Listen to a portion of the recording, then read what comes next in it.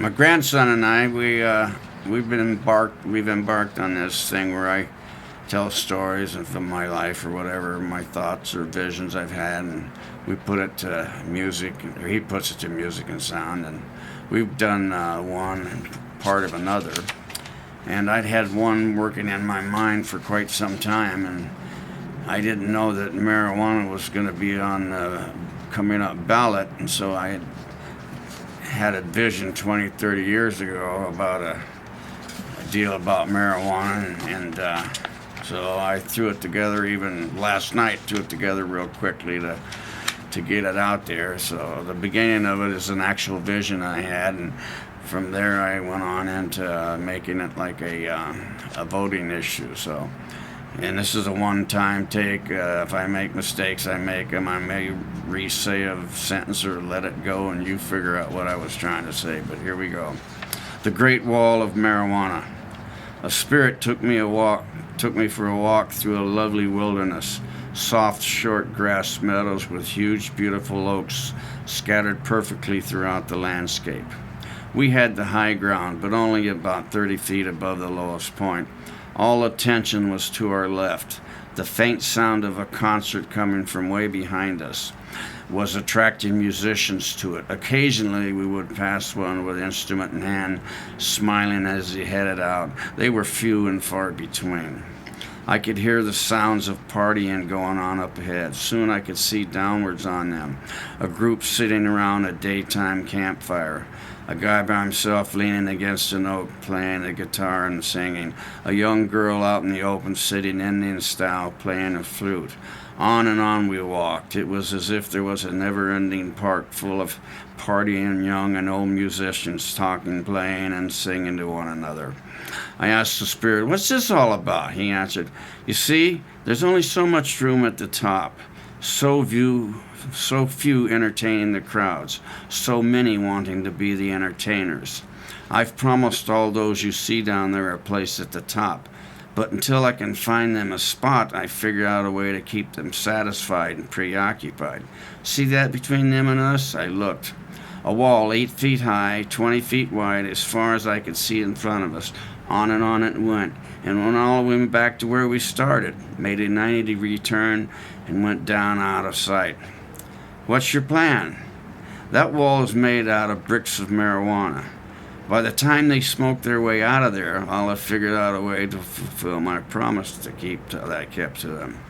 "That's not gonna work. They can jump up, pull themselves on top, walk over, and boom, they're out of there." "Yeah, but that's just it. They don't wish to. Look," one guy in the group said, "throw another brick on the fire. You see, they don't have to be physically up on stage, smoke whirling through their brain. That'll put them up there all day long. Look at that guy over there. He wants to be the most famous saxophonist in the world. He hasn't picked up that sax since he's been here. Why should he? He doesn't have to spend hundreds of hours practicing. With a head full of marijuana, he'll be taking bows all day long." We continued our walk in silence. I'm on the outside. He's an arm's length and a half step behind me. As I scanned the scene, all of the little partying type gathering on, I could see that he was always looking at me. Every time I looked at him, he would turn point, "Check that out." He would always turn my attention to this or that activity, proving everyone was absolutely satisfied with their state of being, no ambition to change the circumstances that surrounded them. After quite a long stroll and many checked that out, I stopped. He stopped by taking 2 steps backwards. Turning and facing him, I asked, "Marijuana is an ambition killer, isn't it?" With a fiendish grin, he slowly floated away from me. "You're marijuana, aren't you?" His grin turned into scary laughter, and the scenery began to fly by us as if we were on a train. The distance grew between us, and his laughter became more demonic. I'm standing on a hill at the outskirts of a nice little town. A breeze at my back gently whips my long hair to my cheeks. I step off a low, large rock onto a narrow path leading 200 feet to the edge of town. 8 minutes of warning about the vision. I'm now stepping onto pavement. Strange town. The buildings and one street road ended abruptly. No suburban area at this end. From up on the rock, I could see that all the homes were scattered on the other side. It's as if a huge knife cut the end of a normal town off. Maybe they didn't want any more growth in that direction. Great idea. But where is everybody? Single-story stores and shops lined each side of a very wide road that ran about a mile straight into a large building.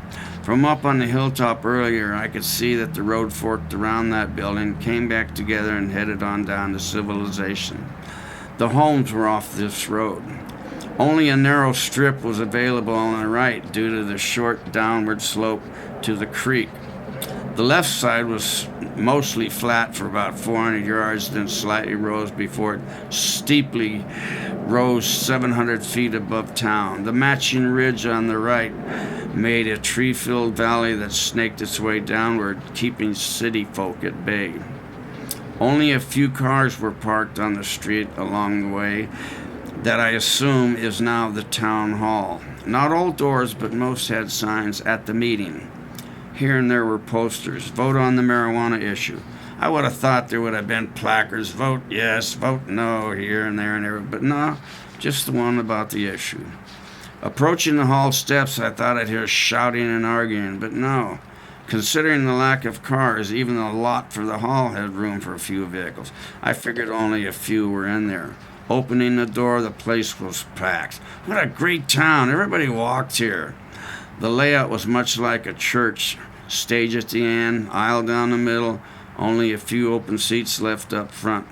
I moved unnoticed to the right and stood with leaflet in hand I'd grabbed on my way in. 3 people sat at a folding table up front. Above and behind them, a large banner read, "Marijuana in our town is as it is, whatever that is." Someone was calmly speaking as I read the leaflet. "The state wants us to vote yes or no on legalizing marijuana. We want to hear from as many of you as possible, preferably all of you. Keep it simple. How would a yes outcome affect the statement behind me? How would a no affect it? Feel free to repeat what someone else has stated. We want to know how many feel a particular way." This was great. No arguing, no debating. The lady to the left would point to one of those standing.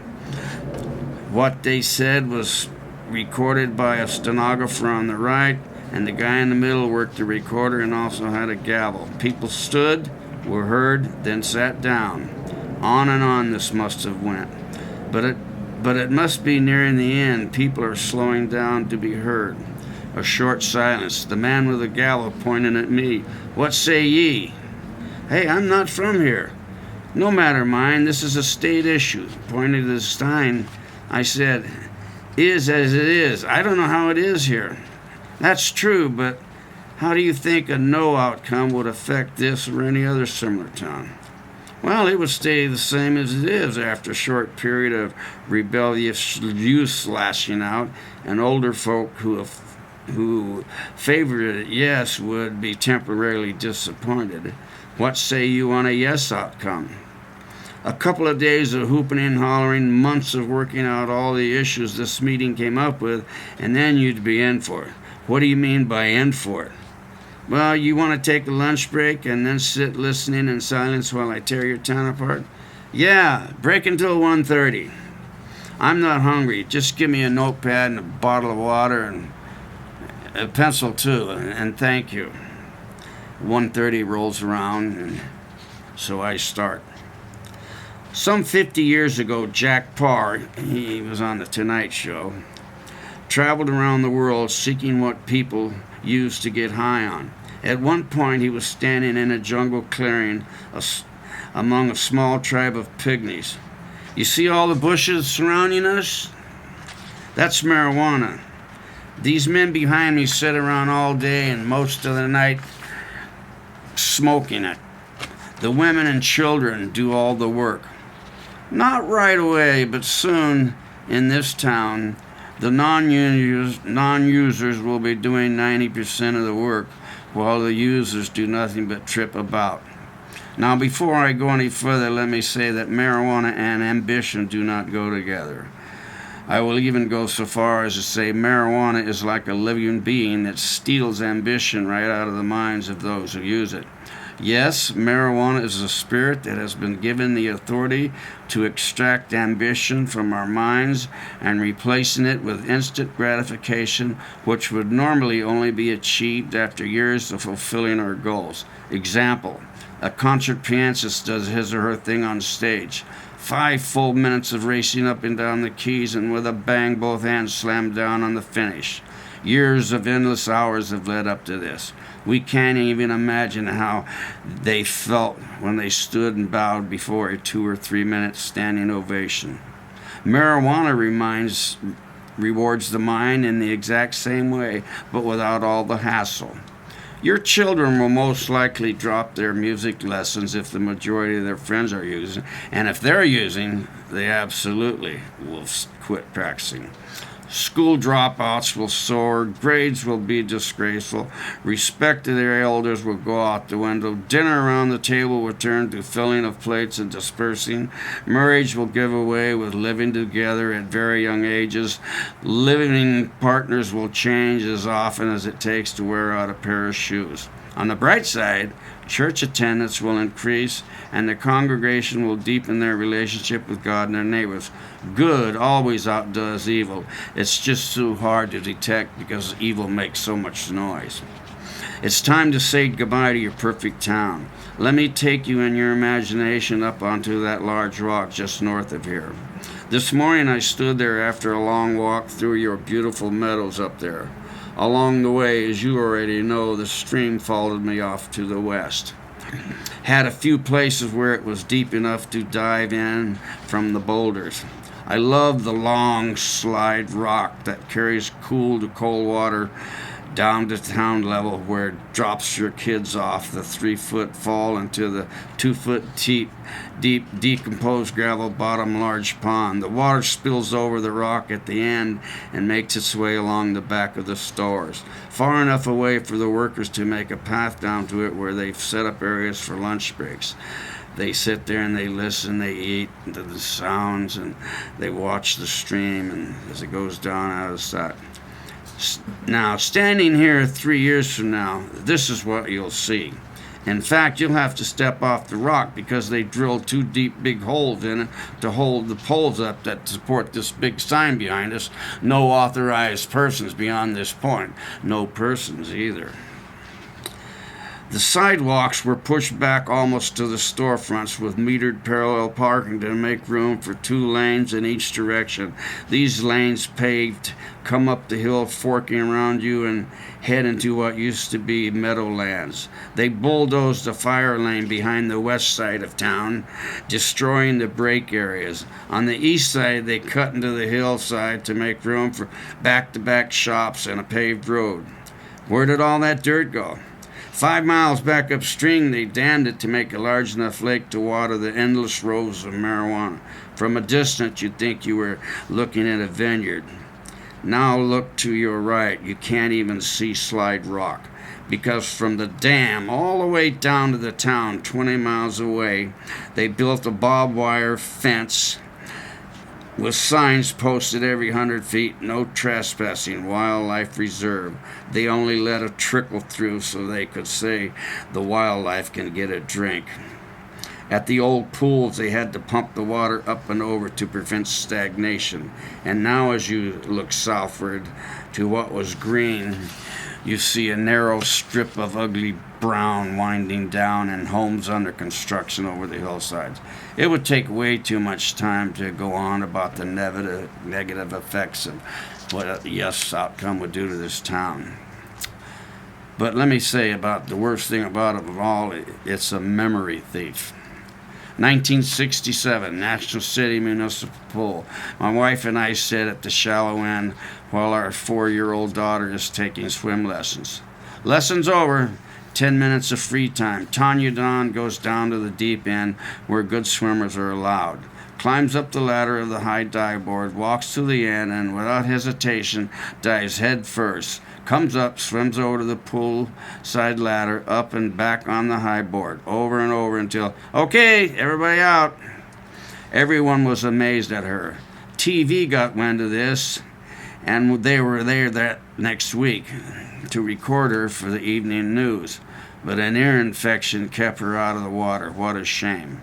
Now you ask me 54 years later, do you remember Tanya going off the high dive? Well, sure I remember. But if I had been smoking joints before that, my eyes would have been on her, but my mind would be showing me stupid movies and taking up brain space. Then you ask me today to remember. No, I can't. I know she did it, but I can't see it in my mind. That Kodak moment would be gone forever. When you're in your last years or months of life, you're not looking at how much money you have in the bank or how much you've accumulated of this or that. You're reviewing all the great memories that life allowed you to save. Don't allow marijuana to steal away your life. Vote no. Okay?